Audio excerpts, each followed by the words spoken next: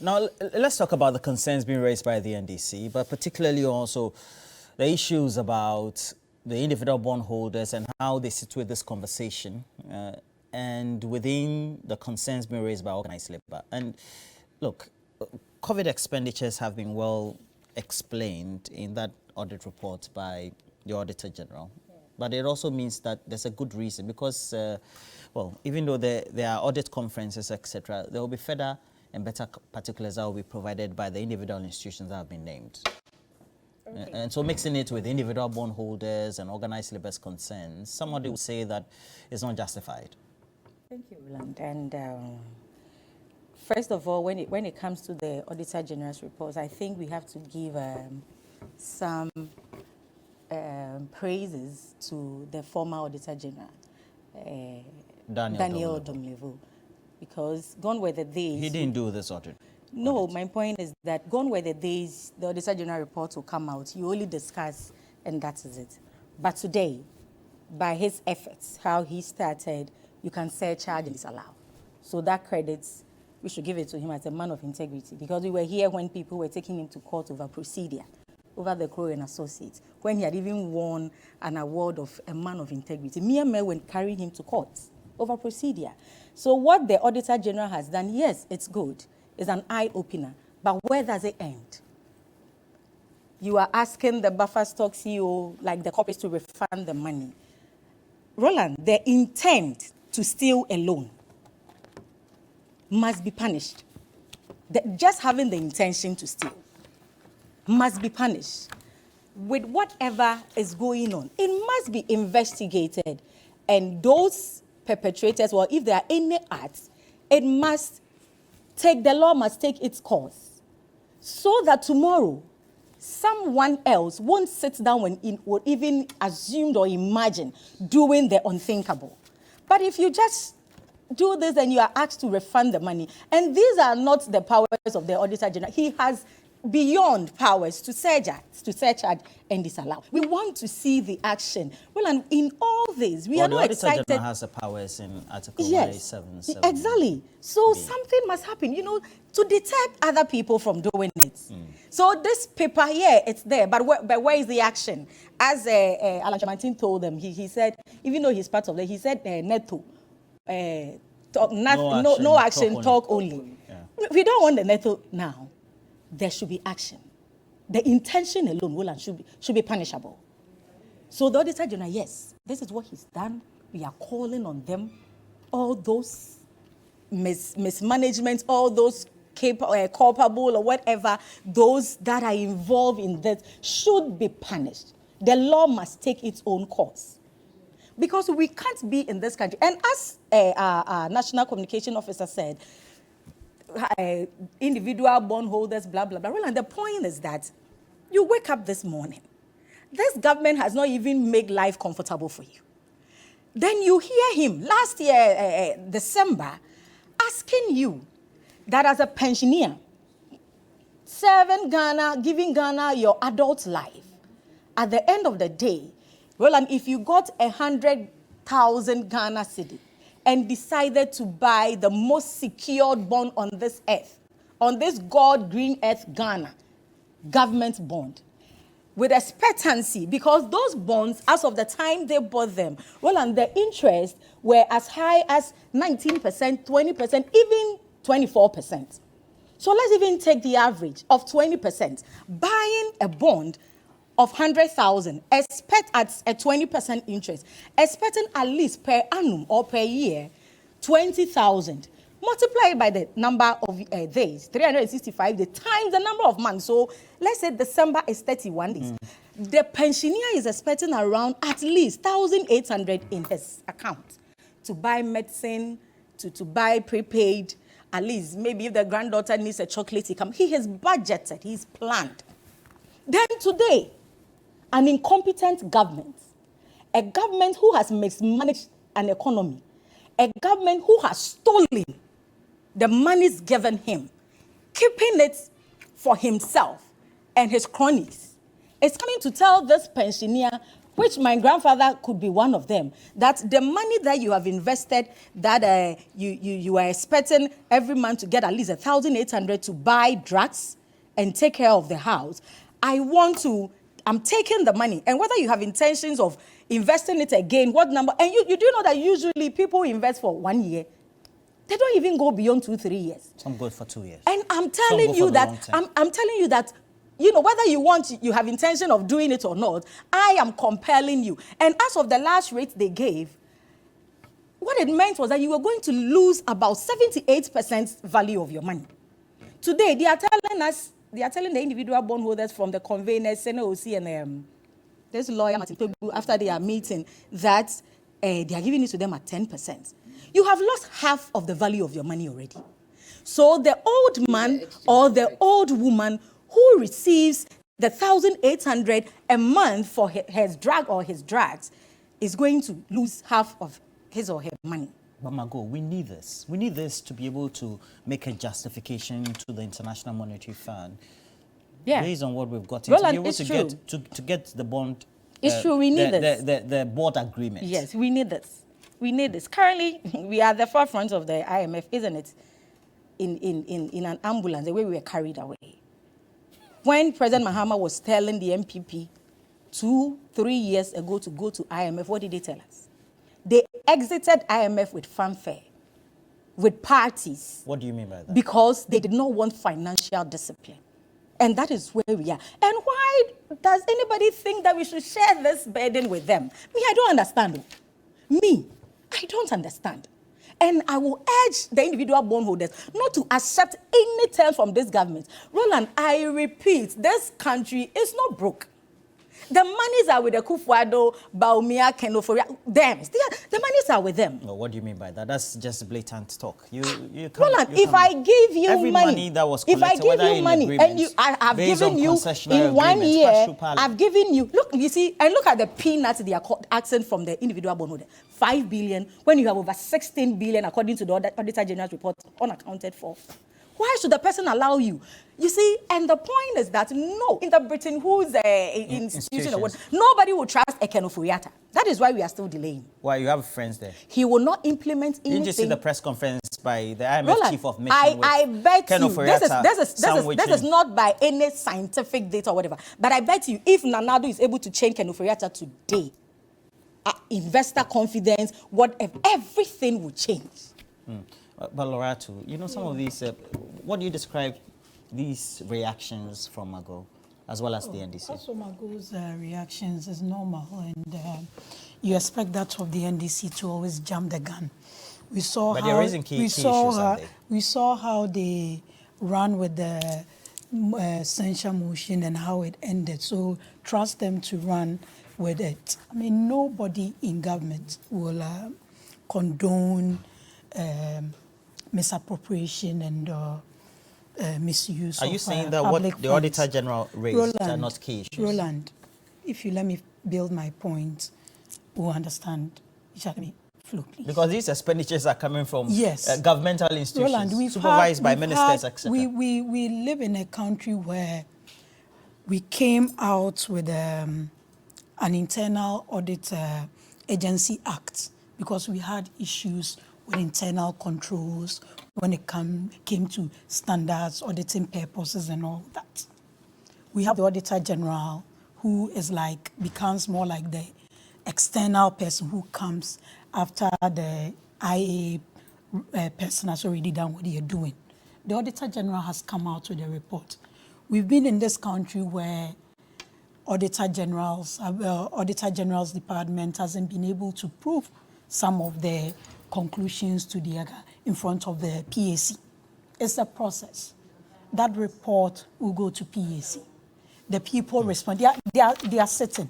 The people responsible for these things will go and answer, right? And it's amazing that the NDC will come out and be calling out people and doing that when they have people, their own representatives. And it's actually, the PAC is actually chaired by an NDC member of parliament, their current chief whip, who they've ousted in a cool fashion, So these things, let's let the process go. We've had situations. This is the finality of the process. We've had these situations in this country. Does the Auditor General's report Loretta. go? Does the Auditor General's This is the report, finality of the process. Does the Auditor General's report go to Parliament or it doesn't?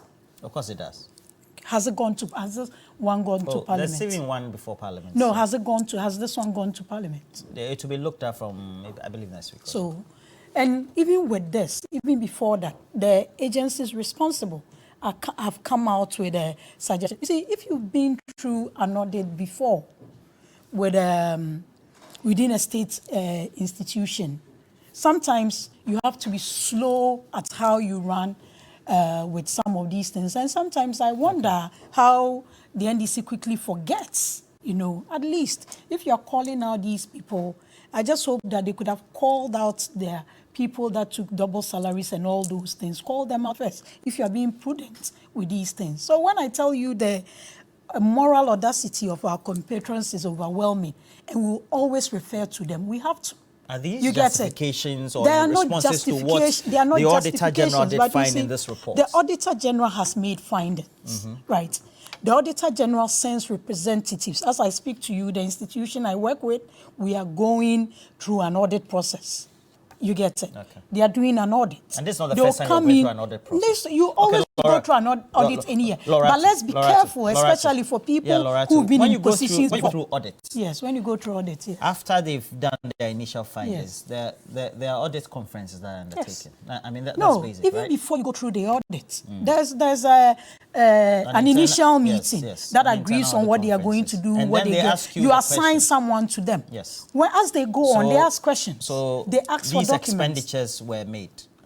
We noticed that we couldn't find so and so. Roland, you asked me a question. Let me answer. Because after your initial meeting, they ask for who they should get. They ask for documents. So they did all that and made a compilation to this report. They don't understand and you are saying this is my finality. When they don't understand something, they call for it. They find an expenditure. They ask for supporting documents. They do. At the end of the day, they come with their own findings and give them.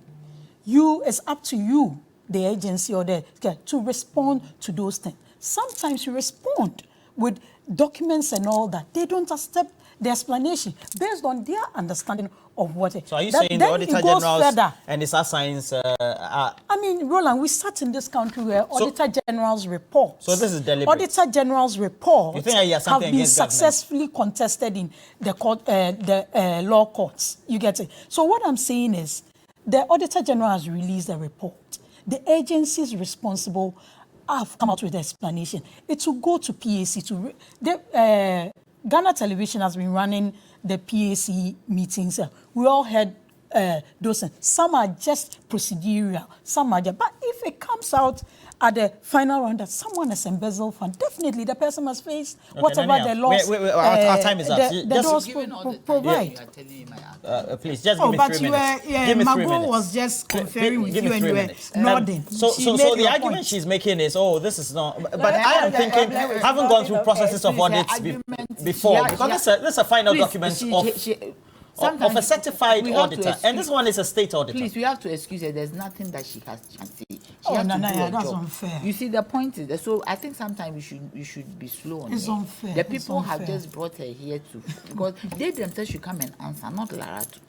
Those who have chopped the money. We work as a government. The point is that they see you as part of their government. You see, the point is that this should not even happen because this government said that they will protect the public purse.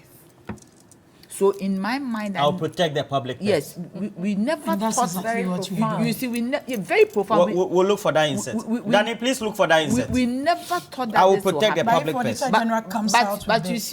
But you see, unfortunately, we are dealing with people who are masqueraders in masks. What you see on the outside is not what is actually in the inside. What they say is not what they do. They are very deceptive.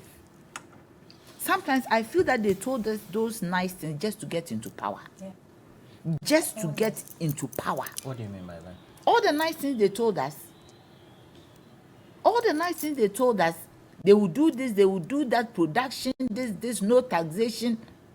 If the fundamentals are weak, the exchange rate will expose. Today, the exchange rate is exposing them and they are defending it. These are their own words.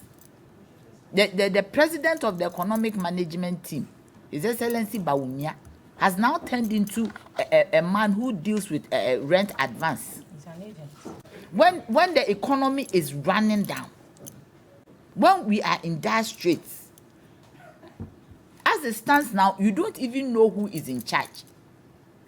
You don't even know who is managing the economy, whether it is the economic management team or it is Ken Ofori himself sitting in the Ministry of Finance doing his own thing.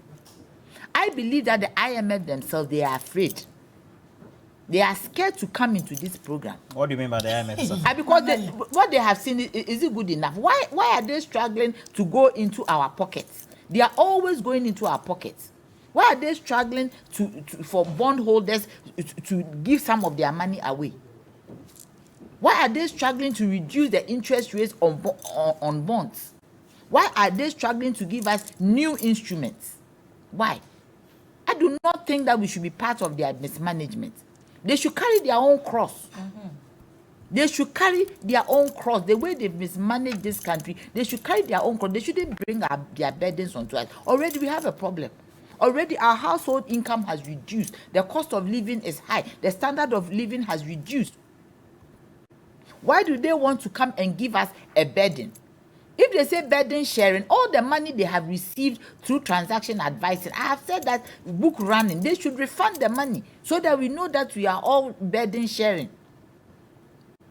Do you get me? The money that we cannot find, the COVID money, they should let us have it back so that we know that we are all burden sharing. You can't come and tell me that my little savings that I have put in bonds, when the most efficient and less risky instrument, financial instrument, become the riskiest. When did it happen? How did it happen? We've never seen, we've gone through IMF, we've never seen this situation before. And we also never thought that this government would say that they are going to IMF. Because the fundamentals have always been weak. Oh, so you agree the fundamentals have always been weak? No, it has been weak from your time. Okay. Oh, no. No, because why are we going to IMF? You were in IMF. IMF for support. Immediately you came out, the country started crumbling.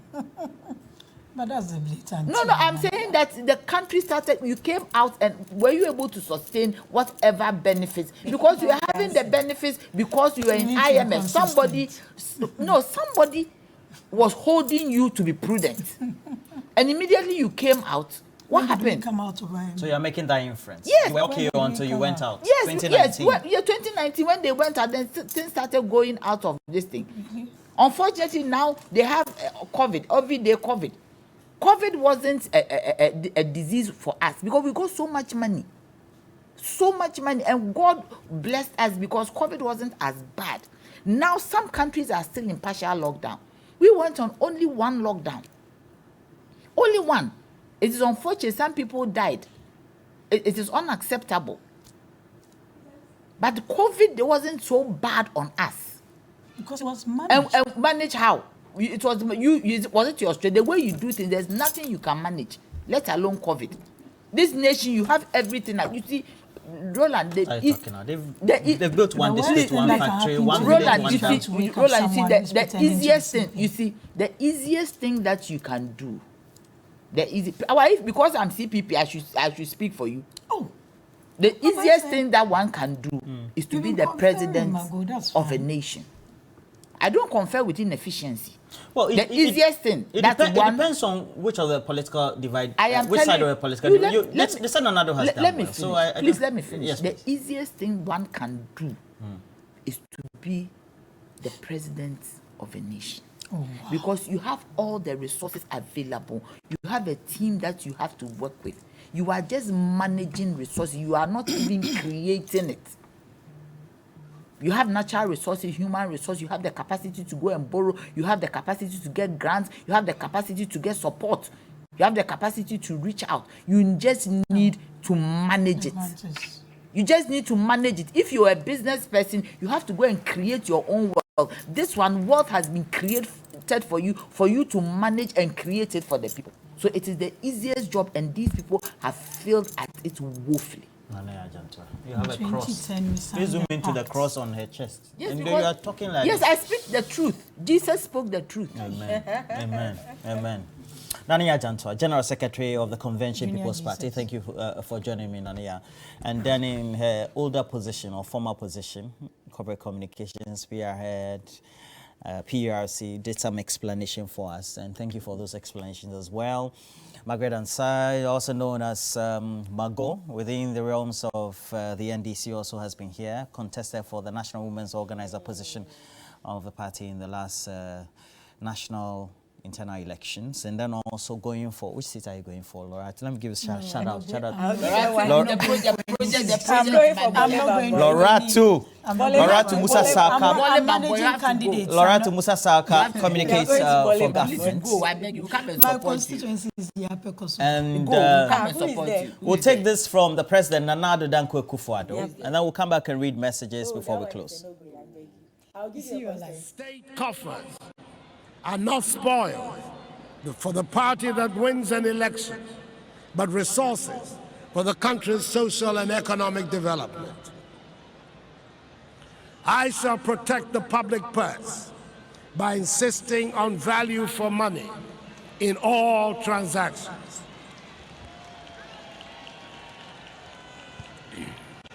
Public service is just that, service and not an avenue for making money. Money is to be made in the private sector, not the public, and measures will be put in place to ensure this. We must create wealth and restore happiness to our nation.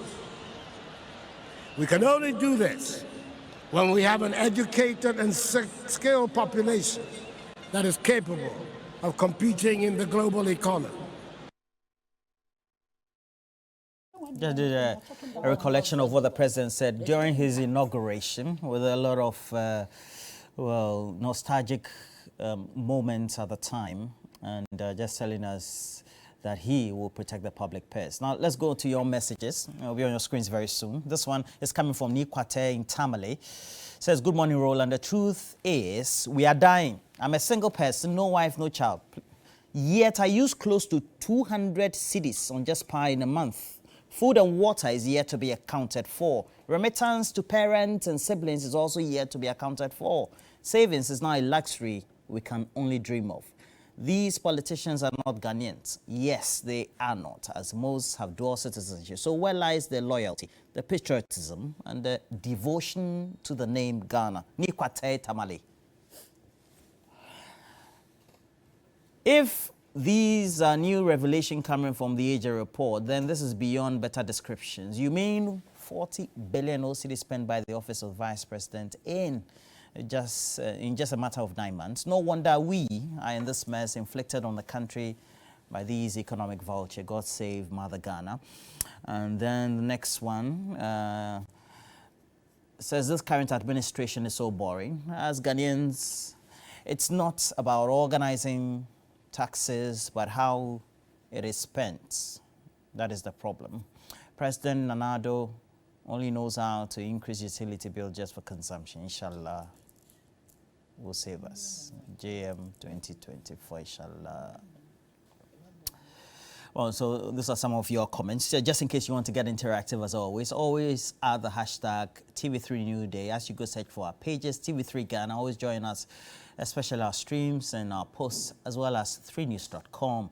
Well, it's what we have to on TV3 New Day discussions on the big issues. But we'll continue with more highlights. When we come back from the break, we will look at the stalling of the General Hospital Complex or project. It was estimated to have been constructed at a cost of some 68 million euros.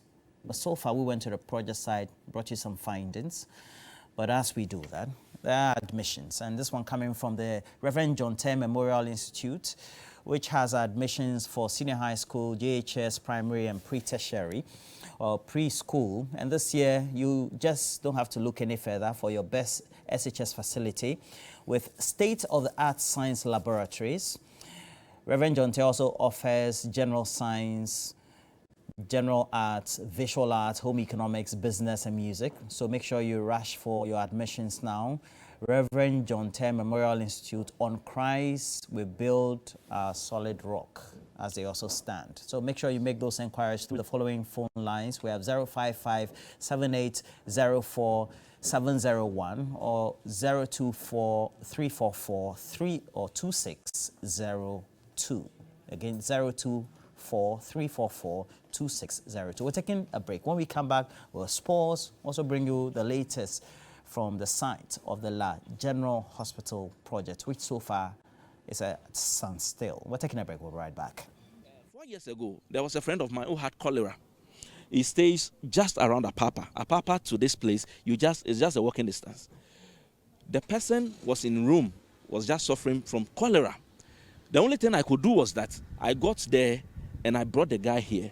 The hospital told me that if I had taken an hour more, he would have died. Of delay. Of delay, he would have died. This shows how strategic this hospital is to La people. This hospital was strategic because it serves the people of La, Teshi, Nungwa, even Tema. Also people are here. Even sometimes people from Kolebu who are not able to do something well there, they bring them to Or Gamashi. Gamashi.